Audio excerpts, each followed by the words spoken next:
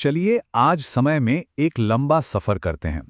भारतीय उपमहाद्वीप में हमारी सभ्यता की बिल्कुल शुरुआत तक।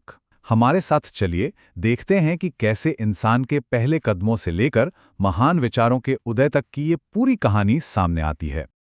तो सबसे पहला और बुनियादी सवाल जो जहन में आता है वो ये है कि हमारी सभ्यता की जड़ें असल में कितनी गहरी हैं। इस सवाल का जवाब हमें हजारों लाखों साल पीछे ले जाता है। और इस लंबे सफर को समझने के लिए हमारे पास एक तरह का नक्शा है।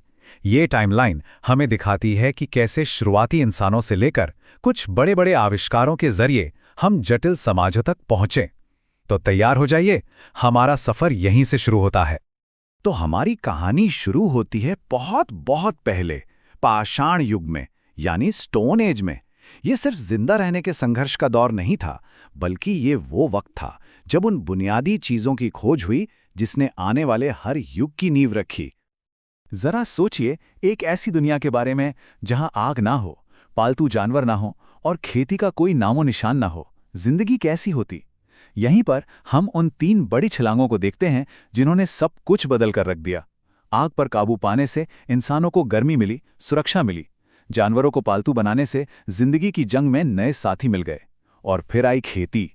खेती ने तो जैसे पूरी कहानी ही पलट दी। इसने इंसानों को एक जगह बसने और समाज बनाने का मौका दिया। अब ये जो फर्स्ट्स है ना, ये सिर्फ कुछ दिलचस्प फैक्ट्स नहीं हैं, ये हमारी सभ्यता की नींव के पत्थर हैं। कुत्ता इंसान का पहला दोस्त बना जो शिकार और सुरक्षा में मदद करता था। गेहूं और मसूर जैसी फसलों का मतलब था कि अब खाने के लिए दर दर भटकना नहीं पड़ेगा। और कोल्डी हवा में चावल की खेती का सबूत मिलना ये दिखाता है कि कैसे एक स्थिर खाने के सोर्स ने आबादी को बढ़ने में मदद की। तो अब कहानी में एक नया मोड़ आता है। पत्थर का जमाना तो ठीक था, पर एक नई खोज सब कुछ बदलने वाली थी। और वो खोज थी धातु की। तांबा। सोचिए, पहली बार इंसानों के हाथ में एक ऐसी चीज आई जो पत्थर से कहीं ज्यादा तेज, मजबूत और टिकाऊ औजार बना सकती थी। ये एक तरह का गेम चेंजर था। इसके साथ ही पाषाण युग का अंत हो रहा था। लेकिन बात सिर्फ तांबे पर आकर नहीं रुकी। इंसानों ने सीखा कि अगर तांबे में टिन मिला दिया जाए तो बनता है कांसा, ब्रॉन्ज, जो और भी मजबूत था। और इसका मतलब सिर्फ बेहतर औजार नहीं था, इसका मतलब था बड़े बड़े प्लान किए हुए शहरों का उदय। और मिस्र और मेसोपोटामिया के साथ साथ दुनिया की शुरुआती महान शहरी सभ्यताओं में से एक सिंधु घाटी सभ्यता का जन्म हुआ। चलिए अब चलते हैं इतिहास के एक ऐसे चैप्टर की तरफ जो आज भी रहस्यों से भरा हुआ है। एक बहुत बड़ी और एडवांस सभ्यता जो सदियों तक फली फूली और फिर रहस्यमयी तरीके से गायब हो गई। सिंधु घाटी सभ्यता में आपका स्वागत है। ये बात है 1920s की, जब आर्कियोलॉजिस्ट ने एक नहीं बल्कि दो पूरे के पूरे शहर खोज निकाले जो हजारों सालों से गुमनाम थे। 1921 में दयाराम साहनी को मिला हड़प्पा और ठीक एक साल बाद आर.डी. बैनर्जी ने खोज निकाला मोहनजोदाड़ो। इन खोजों ने इतिहास की किताबों को फिर से लिखवा दिया। मोहनजोदड़ो, इसका मतलब है मृतकों का टीला। ये नाम ही अपने आप में कितना कुछ कह जाता है ना? ये नाम इसलिए पड़ा क्योंकि शहर में कई जगहों पर इंसानी कंकाल मिले थे जो शायद इस शहर के एक अचानक और रहस्यमय अंत की तरफ इशारा करते हैं। तो जब हम इन खंडहरों में झांकते हैं तो दो खास चीजें हमें उनकी काबिलियत का सबूत देती हैं। एक है विशाल स्नानागार, द ग्रेट बाथ, एक बहुत बड़ा पब्लिक पूल जो कमाल के इंजीनियरिंग से बनाया गया था। ये उनकी वाटर मैनेजमेंट की समझ को दिखाता है। और दूसरी है कांसे की नर्तकी। ये जो छोटी सी मूर्ति है ना, ये सिर्फ एक आर्ट पीस नहीं है। इससे उस दौर की मेटल टेक्नोलॉजी का एक शानदार, एक उत्कृष्ट उदाहरण माना जाता है।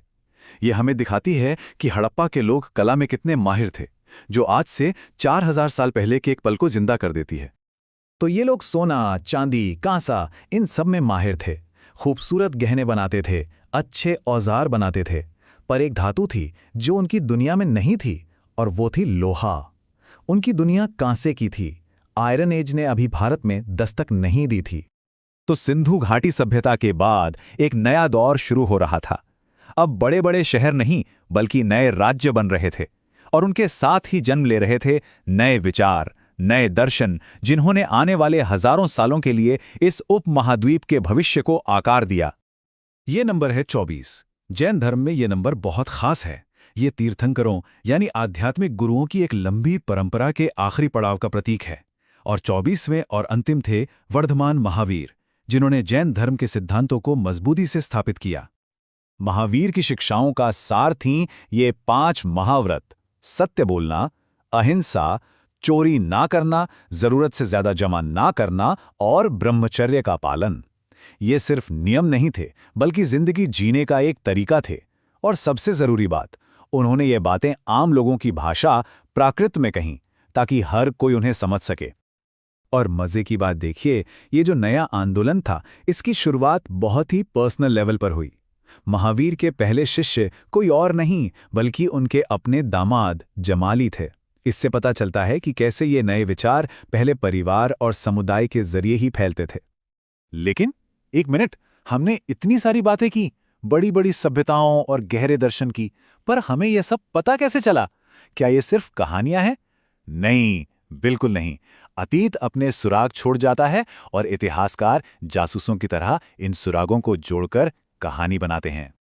जैसे कि ये आहत सिक्के, इन्हें आप उस जमाने की करेंसी कह सकते हैं। इन पर कुछ लिखा नहीं होता था, बल्कि खास तरह के चिन्ह बने होते थे। हर चिन्ह उस राजा या राज्य की कहानी कहता था जिसने इन्हें जारी किया। ये सिक्के उस दौर के व्यापार और ताकत के मूक गवाह हैं। और कभी-कभी तो इतिहास सीधे सीधे पत्थरों पर लिखा मिलता है, जैसे हाथी गुम्फा का शिलालेख जिसमें राजा खारवेल के कारनामों का जिक्र है, या फिर प्रयाग स्तंभ जिस पर राजा समुद्रगुप्त की जीतों की गाथा लिखी है। ये पत्थर पर लिखी आत्मकथाओं की तरह हैं जो हमें सीधे उन राजाओं की दुनिया में ले जाती हैं। तो आग की पहली चिंगारी से लेकर पहले साम्राज्यों तक हमने हजारों साल का ये सफर तय किया। पर सवाल ये है कि आज हमारे लिए इन सब का क्या मतलब है?